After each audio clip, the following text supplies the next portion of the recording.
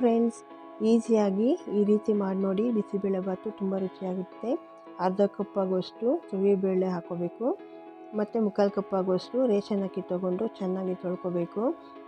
ಆದಮೇಲೆ 1.5 ಲೀಟ್ರ್ ನೀರು ಹಾಕ್ಕೊಂಡು ರುಚಿಗೆ ತಕ್ಕಷ್ಟು ಉಪ್ಪು ಹಾಕ್ಕೋಬೇಕಾಗುತ್ತೆ.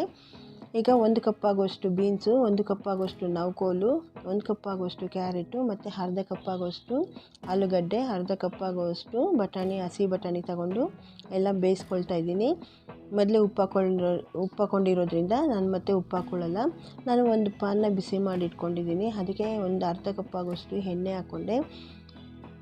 ಈರುಳ್ಳಿನ ತಗೊಂಡು ಸಣ್ಣದಾಗಿ ಕಟ್ ಮಾಡಿ ಇಟ್ಕೊಂಡು ಅದನ್ನ ಫ್ರೈ ಮಾಡ್ಕೋಬೇಕು. ಸ್ವಲ್ಪ ಕಲರ್ ಚೇಂಜ್ ಆಗೋವರೆಗೂ ನಾವು ಫ್ರೈ ಆದಮೇಲೆ ಈಗ ಕರಿಬೇವನ್ನ ಹಾಕ್ಕೊಳ್ತಾ ಇದ್ದೀನಿ. 3 ಹಣ್ಣುಮೆಣ್ಸಿನ್ಕಾಯಿನ ಹಾಕ್ಕೊಂಡೆ, 3 ಬ್ಯಾಡಗೆ ಮೆಣಸಿನ್ಕಾಯಿನ ಹಾಕ್ಕೊಂಡು ಫ್ರೈ ಮಾಡ್ಕೋಬೇಕಾಗತ್ತೆ. ಈಗ ಫ್ರೈ ಆದಮೇಲೆ ಟೊಮೊಟೊ 1 ಕಪ್ ಆಗೋಷ್ಟು ಹಾಕ್ಕೊಂಡಿದ್ದೀನಿ ಮತ್ತು ರುಚಿಗೆ ತಕ್ಕಷ್ಟು ಉಪ್ಪು ಹಾಕ್ಕೋಬೇಕು. ಮೊದಲೇ ನಾನು ಅನ್ನಕ್ಕೆಲ್ಲ ಉಪ್ಪು ಹಾಕಿರೋದ್ರಿಂದ ನೋಡಿ ಉಪ್ಪು ಹಾಕ್ಕೋಬೇಕಾಗುತ್ತೆ. ಟೊಮೊಟೊ ಚೆನ್ನಾಗಿ ಬೇಯೋವರೆಗೂ ನಾವು ಇನ್ನು ತಿರುಗಿಸ್ಕೊತಾ ಇರಬೇಕು. ಮತ್ತು ಉಪ್ಪು ಹಾಕಿರೋದ್ರಿಂದ ಬೇಗನೆ ಮೆತ್ತಗೆ ಸಹ ಆಗುತ್ತೆ ಟೊಮೊಟೊ. ಈಗ ನಾನು ಬಿಸಿಬೇಳೆಬಾತ್ ಪೌಡ್ರನ್ನ ಹಾಕ್ಕೊಳ್ತಾ ಇದ್ದೀನಿ, 3 ಸ್ಪೂನ್ ಆಗೋಷ್ಟು ಹಾಕ್ಕೊಂಡಾದ್ಮೇಲೆ ಇದನ್ನ ಚೆನ್ನಾಗಿ ಮಿಕ್ಸ್ ಮಾಡ್ಕೋಬೇಕು. ಮಿಕ್ಸ್ ಆದಮೇಲೆ ನೋಡಿ, ಇದು ಚೆನ್ನಾಗಿ ಮಿಕ್ಸ್ ಆದಮೇಲೆ ಎಣ್ಣೆ ಬಿಡೋವರೆಗೂ ನಾವು ಈ ಥರ ಫ್ರೈ ಮಾಡ್ಕೋಬೇಕು. ತಳ ಹತ್ತೋ ಚಾನ್ಸಸ್ ಇರೋದ್ರಿಂದ ಕೈ ಬಿಡದಿರ ನಾವು ತಿರ್ಗಿಸ್ಕೊತಾ ಇರಬೇಕಾಗುತ್ತೆ.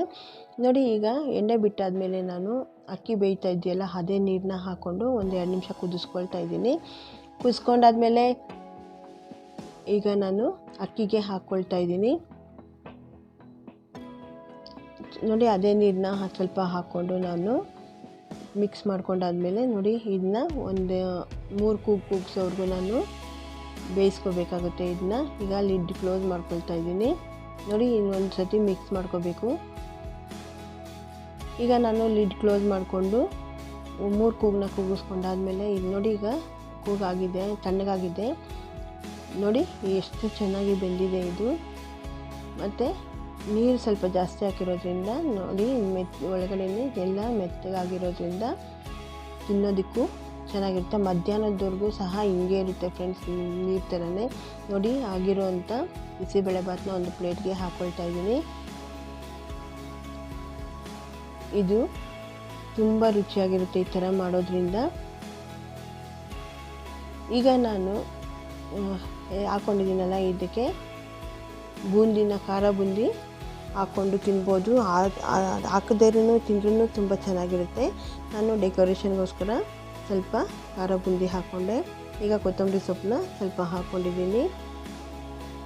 ಫ್ರೆಂಡ್ಸ್, ಯಾರಾದರೂ ನನ್ನ ವಿಡಿಯೋನ ಸಬ್ಸ್ಕ್ರೈಬ್ ಮಾಡ್ದಿರ ನೋಡ್ತಾ ಇದ್ದರೆ ಪ್ಲೀಸ್ ಸಬ್ಸ್ಕ್ರೈಬ್ ಮಾಡ್ಕೊಳ್ಳಿ. ಬೆಲ್ಲೈಕನ್ನ ಒತ್ತಿ, ಆಲ್ ಅಂತ ಆಪ್ಷನ್ನ ಒತ್ತಿ. ನಾನು ಯಾವುದೇ ವಿಡಿಯೋ ಹೊಸ್ದಾಗಿ ನಿಮಗೆ ನೋಟಿಫಿಕೇಷನ್ ಬರುತ್ತೆ. Thank you friends.